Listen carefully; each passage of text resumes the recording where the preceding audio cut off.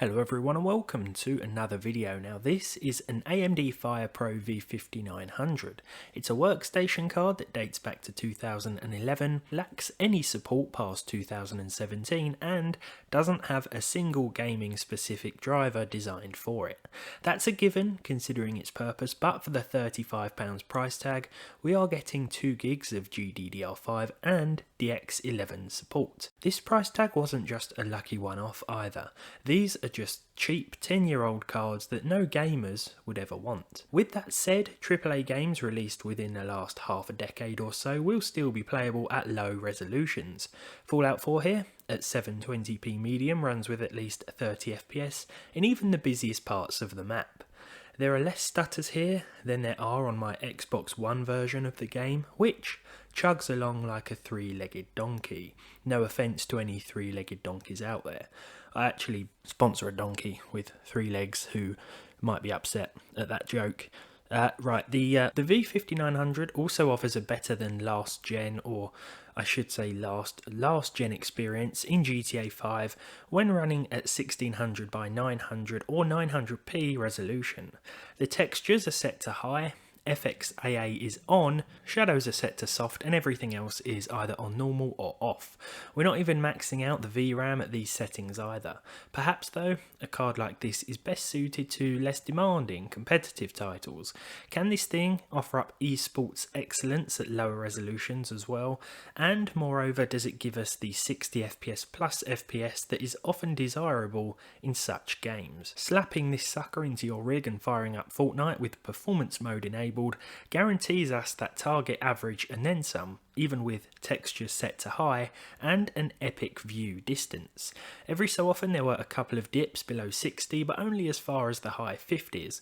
Jumping out of the battle bus at the start of the game is where most of the issues present themselves, though this judder soon evens out once we hit the ground. Overwatch can either be played at 900p or at 1080p with a 20% drop in native resolution using the scaling option for 60 FPS. The game is using the low preset by default, which still selects medium textures, and as such Overwatch still looks half decent, though because of the visual art style this is usually a given even with everything at minimum. FXAA was also enabled to try and alleviate some of those pesky jagged edges. Now Battlefield 5, I don't really know how this made it into the video. Just now I was talking about less demanding games and all of a sudden here we are.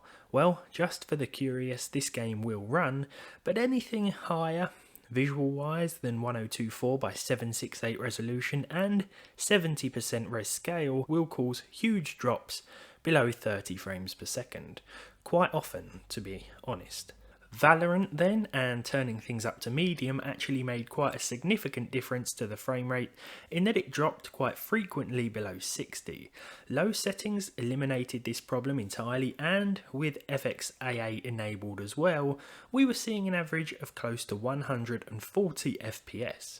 Turning off FXAA will give us a few more frames, but nothing significant, though it may be worth disabling anyway for competitive purposes. Finally then, it's PUBG, which will run at 720p and the very low settings.